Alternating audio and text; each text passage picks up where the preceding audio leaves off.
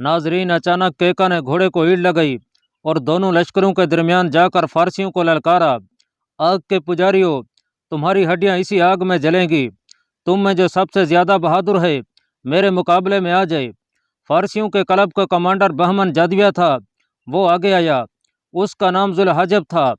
बहमन जादविया एक खिताब या एजाज था जो उसे फारस की शहनशाही से गैर मामूली बहादुरी और कामयाब जंगी क़ियादत के सिले में मिला था।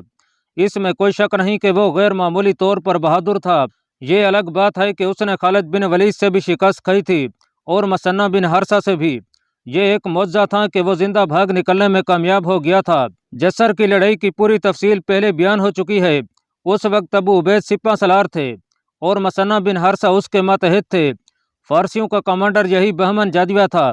उस लड़ाई में अबू उबैद की गलती से मुजाहिदीन का कत्लेआम हुआ था और अबू उबैद भी शहीद हो गए थे। उस लड़ाई में मसन्ना बिन हरसा के पहलू में बर्छी लगी थी और यही जख्म खराब होते होते एक अरसे बाद मसन्ना की शहादत का बायस बना था। यह मसन्ना का कमाल था कि जसर के मैदान हशर से थोड़े से मुजाहिदीन को निकाल लाए थे।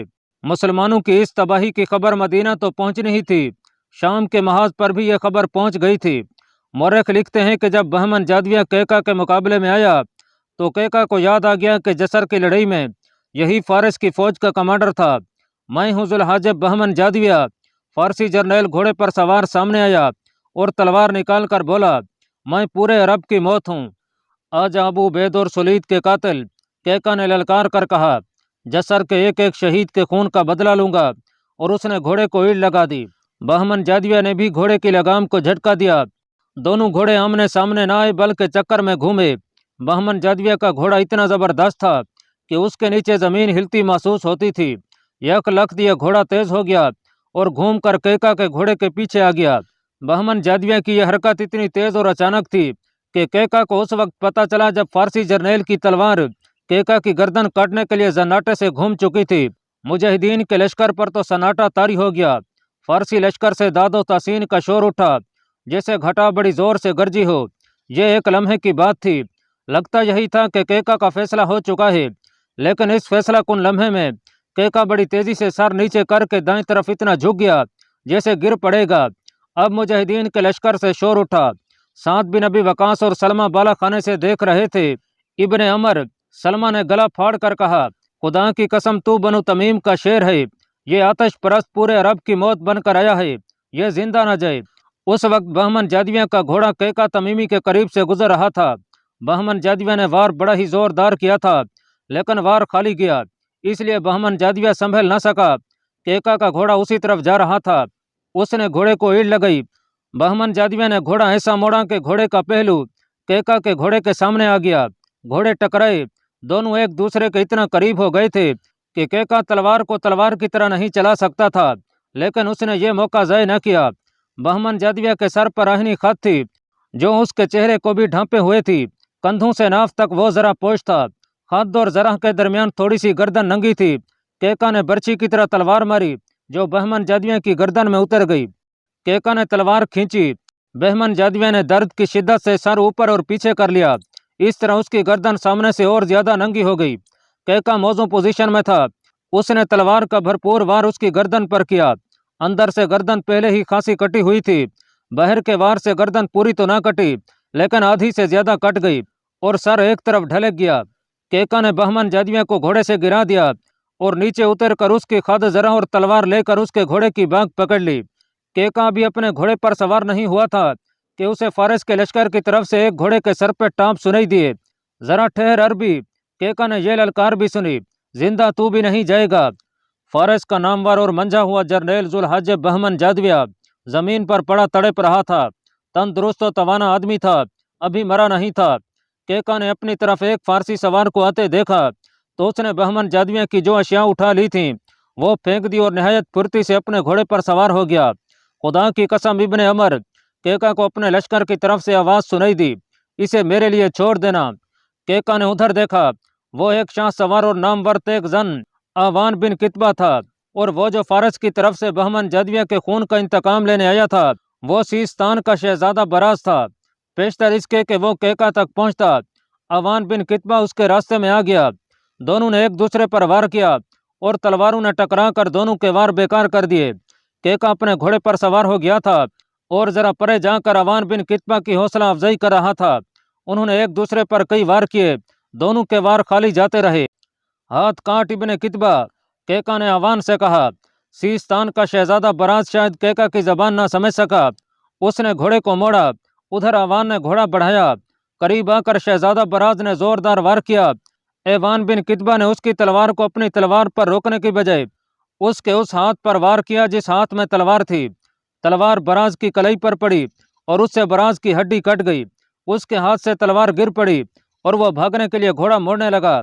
अवान बिन कितबा ने उसे भागने ना दिया और दूसरे लम्हे वो बहमन जादियों की लाश से जरा ही परे जमीन पर तड़प रहा था। और कोई अजमी है जो इन दोनों के खून का बदला लेने आएगा? केका ने ललकार कर कहा। हाँ अरबी, फारसियों की तरफ से ललकार उठी। बदला लेने वाला गैरतमंद अजमी आ रहा है। मर्रखों ने उस फारसी का नाम बजर हमेर हमदानी लिखा है। वो जर्नेल से जरा कम दर्जे का अफसर था। उसने बहादुरी में शोहरत पाई थी। इब्ने कितबा, केका ने अवान बिन कितबा से कहा, तू पीछे चला जा, मेरी तलवार अभी प्यासी है। ये मेरा शिकार है इब्ने अमर। मुजाहिदीन की तरफ से एक ललकार उठी। मेरी तरफ आ गैरत वाले अजमी। ये ललकार हारिस बिन ज़बियान की थी, जिसे केका बिन अमर ने अपना जानशीन मुकर्रर किया था। वो घोड़ा दौड़ाता आगे आया। बजर हमेर हमदानी ने अपने घोड़े का रुख उस तरफ कर दिया। दोनों के हाथों में तलवारें थीं। दोनों घोड़े एक दूसरे के करीब गुजरे तो हमदानी ने तलवार का ऐसा जोरदार वार किया कि हारिस की तलवार उसके हाथ से निकलकर हवा में उड़ती हुई नजर आई। फारसी लश्कर से फलक शगाफ शोर उठा। फारसियों ने पहला अरबी देखा जो जाती मुकाबले में शिकस्त खाता नजर आ रहा था। हारिस को अब मरना ही था, वो निहत्था हो चुका था। केका ने उसकी तरफ घोड़ा दौड़ाया ताकि उसे अपनी तलवार दे दे, लेकिन हमदानी अपना घोड़ा आगे कर लेता था। अलग हट जा इब्ने अमर, हारिस ने केका से कहा, मैं इसे खाली हाथ संभाल लूंगा। और उसने फारसी सवार को खाली हाथ संभाल लिया। नाजरीन, हारिस की यह मौजानुमा बहादुरी थी। हमदानी घोड़ा उसके करीब ले जाकर उस पर वार करता था तो हारिस कुछ घोड़े को एक तरफ कर लेता था और कुछ खुद एक तरफ झुक जाता था। आकर उसने घोड़े से ऐसा पैंतरा बदला कि हमदानी के पीछे आ गया।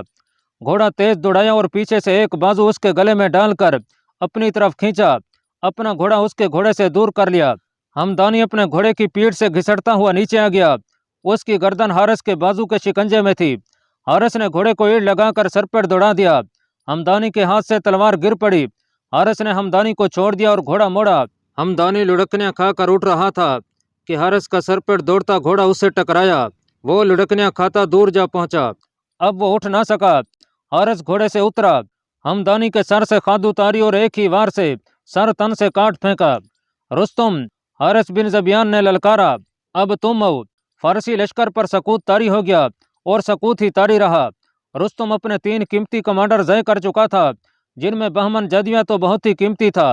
रुस्तुम इतना मुश्तइल हो चुका था कि अपने जैचे और अपनी तमाम तर पेशबीनियां भूल गया। फारिस की गैरत के पास बनो। रुस्तुम अपने लश्कर से मुखातिब हुआ, मैं एहद करके निकला था कि अरब को तबाह कर दूंगा, लेकिन ये थोड़े से अरबी हमारे रास्ते की दीवार बन गए हैं। क्या तुम गैरत से दस्तबदार हो गए हो? आज के दिन को इन अरबों की जिंदगी का आखिरी दिन बना दो और कुछ दिनों बाद हम मदीना में होंगे।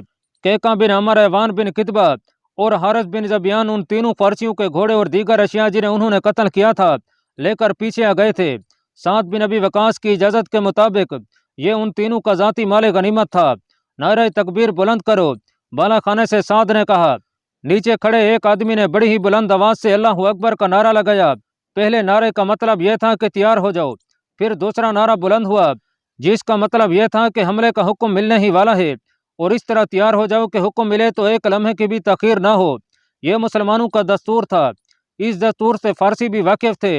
उन्हें मालूम था कि अब तीसरा नारा लगेगा और मुसलमान हमला कर देंगे। रुस्तुम ने तीसरे नारे से पहले ही अपने कलब के दस्तों को हमले का हुक्म दे दिया। उसने मुसलमानों के हमले से पहले ही हमला कर देना बेहतर समझा था।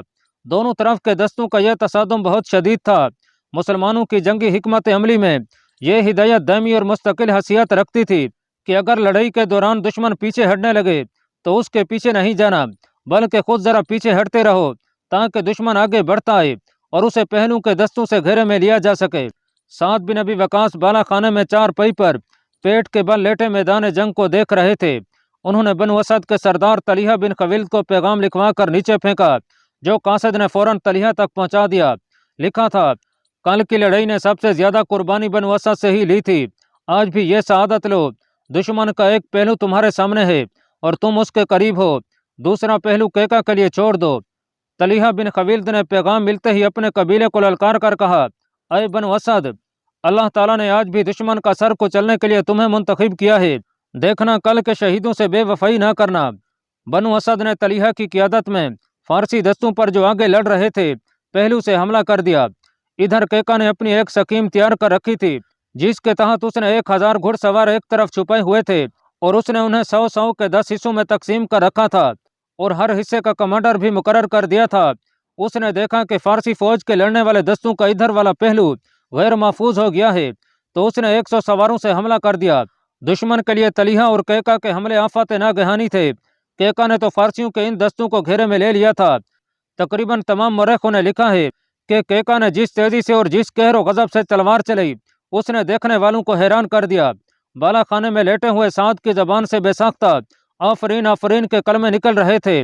फारसियों के लिए यह सूरत हाल पैदा हो गई थी कि वो जाने बचाने और भागने के लिए लड़ने लगे। वो वार रोकते ज्यादा और वार करते कम थे। यह दिफाई जंग का अंदाज था। कैका का अंदाज अपना ही था और यह अंदाज फारसियों के लिए बड़ा ही खौफनाक था। उसके 100 सवार जमकर नहीं लड़ते थे, वो वार करते और इधर उधर हो जाते थे। आखिर फारसियों के इन दस्तों में से जो निकल सके वो निकल गए। रुस्तम के पास फौज की कमी नहीं थी। उसने ताज़ा दम दस्ते आगे बढ़े और उन्हें खूब जोश दिलाया, इनामात का लालच भी दिया। साद ने अपने सलारों को लड़ाई का प्लान पहले ही बता रखा था, फिर भी वो मैदान जंग की लम्हा ब लम्हा बदलती हुई सूरत हाल के मुताबिक किसी न किसी सलार के नाम पैगाम लिखवा कर नीचे फेंक रहे थे और अपनी माजूरी पर पेचो ताब खा रहे थे। मर का बड़ा ही खून रेस था। गर्द इतनी ज्यादा उठ रही थी कि अपने पराई की पहचान खत्म हो गई थी। भागते दौड़ते घोड़े जख्मी और लाशों को रौंद रहे थे।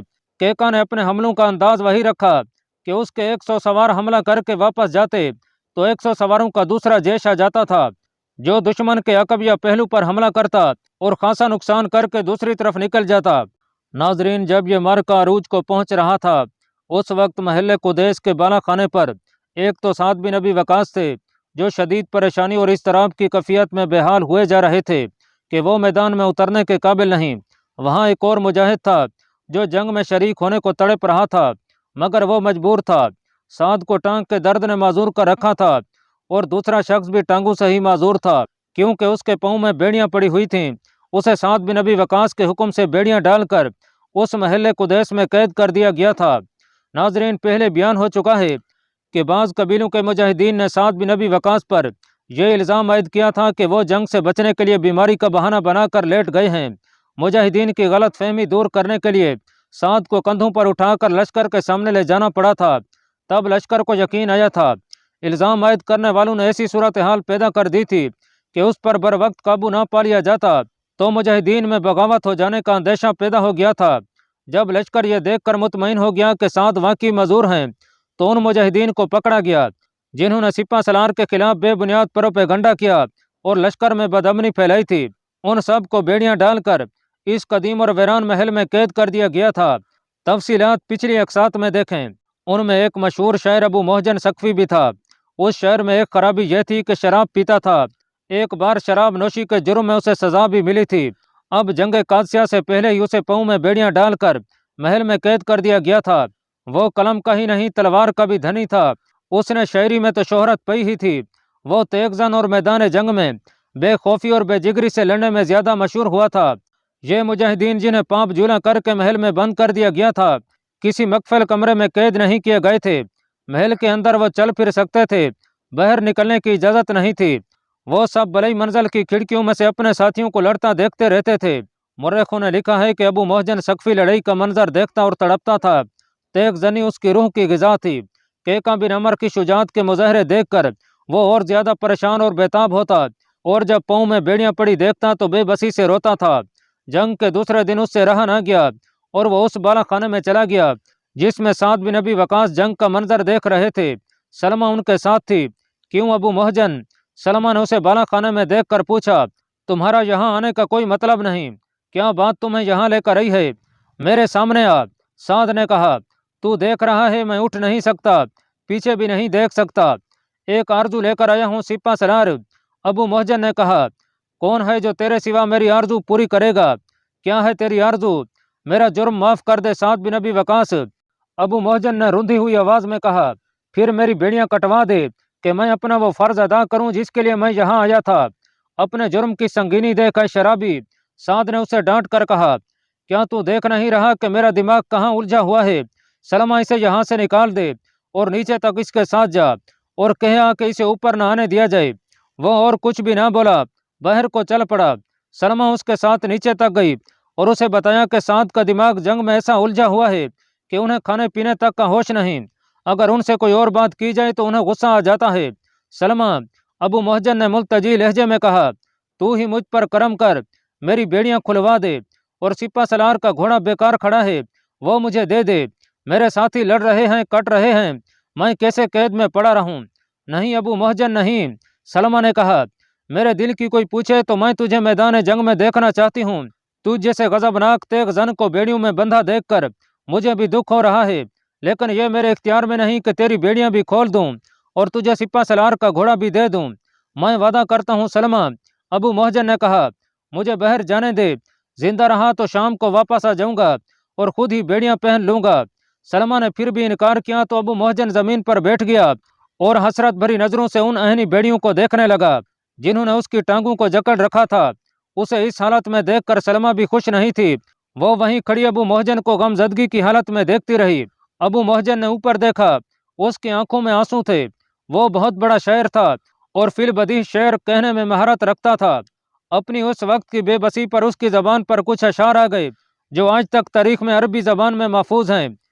क्या इससे बड़ा कोई और गम हो सकता है कि सवार मैदान जंग में नेजाबाजी कर रहे हैं और मैं जंजीरों में जकड़ा हुआ हूँ। उठना चाहता हूँ तो जंजीरें उठने नहीं देती और दरवाजे इस तरह बंद कर दिए जाते हैं कि पुकारने वाला पुकारते पुकारते थक जाता है। मेरे पास दौलत भी बहुत है और मेरे भाई भी कुछ कम नहीं, लेकिन क्या दौलत क्या भाई, सब मुझे तनहा छोड़ गए हैं, किसी को मेरा ख्याल नहीं। मैंने अल्लाह ताला की बारगाह में ऐद किया है कि मेरे लिए शराब खाने के दरवाजे खोल दिए जाएं तो भी उधर का रुख नहीं करूँगा। अरब के इस अजीम और बहादुर शहर के खिलाफ सबको यही एक शिकायत थी कि शराब नहीं छोड़ता था। उसे सजा मिली तो भी उसने शराब ना छोड़ी। अब सलमा की मौजूदगी में अशार की ज़बान में अपने दिल की कैफियत बेसख्ता बयान की तो उसने यह अहद भी किया कि उसे आज़ाद कर दिया गया तो वो शराब छोड़ देगा।